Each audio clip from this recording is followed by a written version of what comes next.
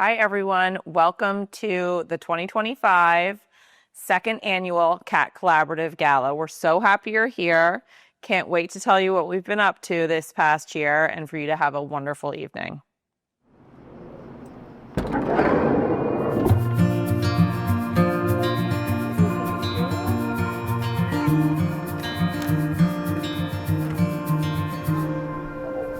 That was really the genesis of the Cat Collaborative, is realizing that no matter how many cats we foster and adopt, we're never going to foster and adopt our way out of the stray cat overpopulation in the city.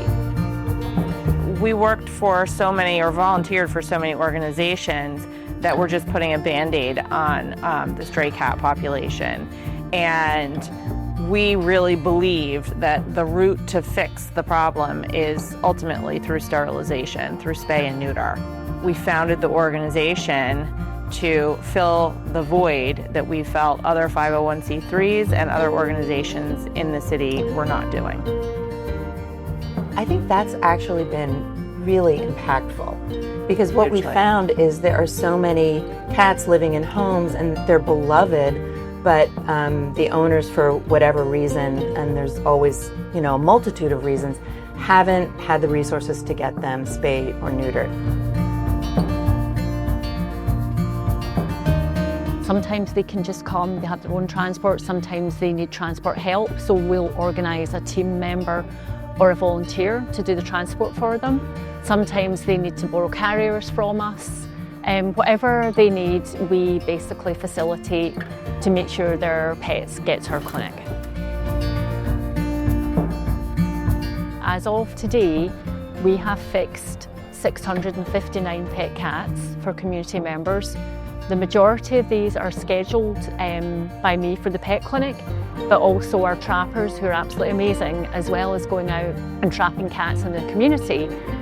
They meet community members who have pet cats we need fixed. These are all the cats that I'm returning today. This cat was trapped this weekend. He is semi-feral or semi-friendly, you could call it. He seems very feral right now. This is the block that he's from, so this is where we're going to release him. He lives in this general area, but now he's fixed, vaccinated, fully treated. He'll get the best life that he can have.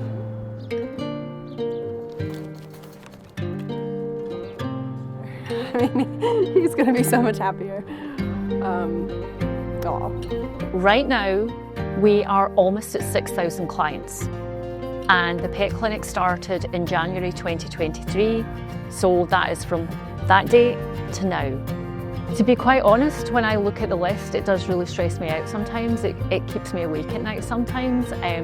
And sometimes I see really kind of emergency situations, as in somebody will have written, "Please help me, my cat's spraying everywhere, my landlord is going to evict me and my kids if I don't get my cat fixed." So when I see things like that, I will basically contact that person immediately and get them into the next available clinic. But some people write really heartfelt messages, and some will just say, "Please help." And it's hard. It's hard to know that there's all that need. Every single week we have something like a cat comes in to have routine surgery to be spayed or neutered, and it turns out they have a wound on their neck that the owner hasn't noticed, presumably if it was an unneutered male cat that's got into a fight. And then the vets will ask us, "Okay, this cat needs antibiotics, will you cover that?" And that very quickly adds up. But then sometimes they are major things, and we have to cover that. I mean, there's no two ways about it. The cat would die otherwise, so there is no choice. Once a cat is in our care, whether it's going to go into a foster and adopt program or has to go back out onto the street, we take care of that animal and we give it what it needs. We would never release a feral cat outside that has a significant medical issue. So we will do everything we can to address that medical issue and make sure that that cat is at least far better than he was when he came into our care. For many of these cats, this is the one and only time they will ever be touched by a vet and get medical care. I would say two words: horrific and desperate. I don't think I've ever seen a cat in worse shape. This cat was called Athena. It was known that she'd been outside for 4 years. And oh my goodness, she looked it. I don't think I've ever seen a cat that was in worse shape than Athena. Multiple times we almost lost her. Eventually we could see she was a white calico. When she arrived, she was grey. She was caked in dirt. Multiple baths did not take it off. She had every medical issue under the sun. We'd kind of almost given up finding a home for her. We didn't know what the future held for her. And then all of a sudden there was an adoption application and she found the best adopter, and now she's in Delaware living her best life. Incredibly happy as an only cat.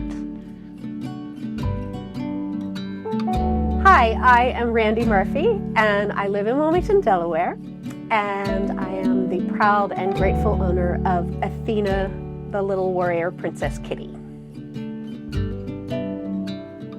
So she had FIV, FELV, she tested triple positive, heartworm.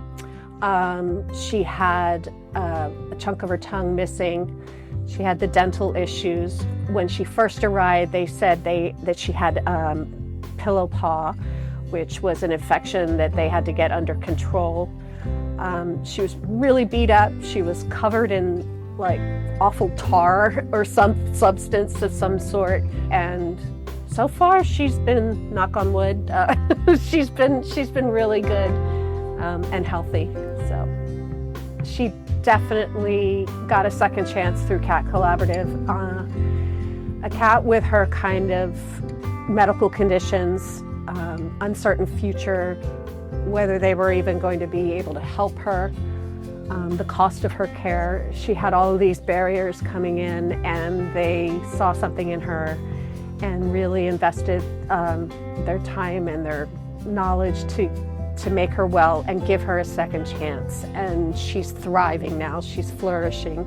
I'm super grateful to them for giving her a second chance when other organizations might have evaluated her differently and considered her for euthanasia, because it would have been a lot of time and investment.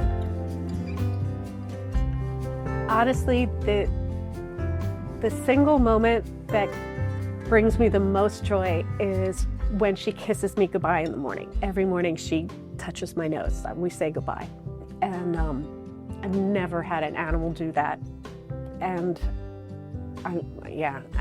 sorry, I can't tell you how wonderful that is. Like that I can go up and say goodbye and tell her I'll see her later, and she literally touches her nose to mine. She's just my little joy and my little bunny, and can't imagine my life without her. Last year's gala, our fundraising was focused on 2 buckets, the first being the owned pet clinic, and the second being the creation of a major medical fund. That served us very well. We were able to provide surgeries to 72 cats, some really major surgeries that were life-saving. We are incredibly grateful for the money that was raised for our medical fund at last year's TCC Gala, the inaugural Gala 2024. We have been using that medical fund to help so many cats.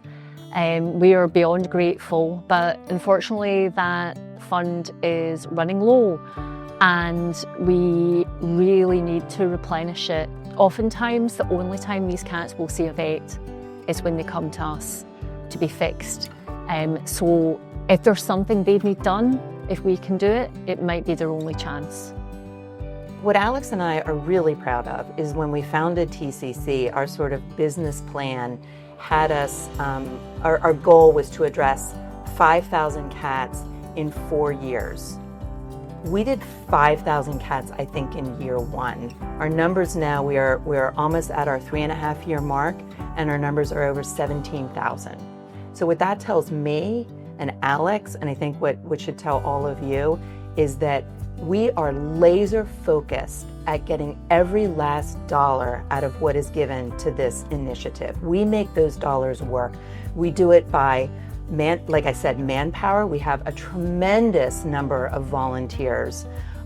We do it by just being really smart with how we use our resources. We have partners that we work with all over the city who help us out, from food donations to carrier donations to all sorts of ways that organizations can support us. So we're really, really proud that we've done 17,000 cats in 3.5 years.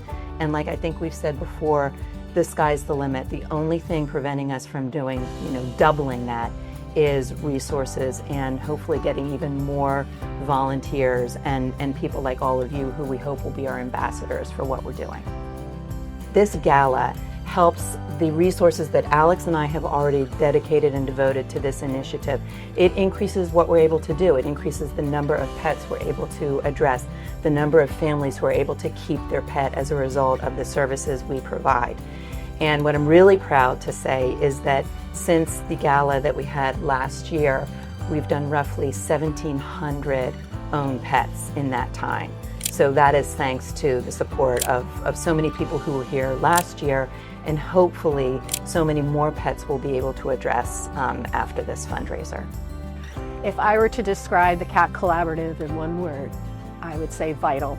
The hardest part is the funding. It's always the funding. When I was a wildlife rehabber, I did everything out of my own pocket, and it gets tough. So I think it's definitely necessary to support the Cat Collaborative. They're vital for animal welfare and public health and safety, and also just to be better at solving these issues that we caused. I would say inspiring, because TCC is trying to do things differently to other cat rescues. It's not just trying, it is changing the way cat rescue works in Philadelphia. It's an amazing organisation. I don't think there's anything else quite like it. I think what I've been most proud of is really and truly the impact that this small startup initiative has had on the stray cat community in Philadelphia, because we are seeing it. I'm involved with ACT, and I hear from the director there all the time that they don't see nearly the number of cats coming through the door that they did before TCC was founded. Yeah, it's not just anecdotal. Right. It's in the numbers. It's in the numbers that the city shelter is taking in every year. It's documented. The TCC is having a huge impact on cats and on the community.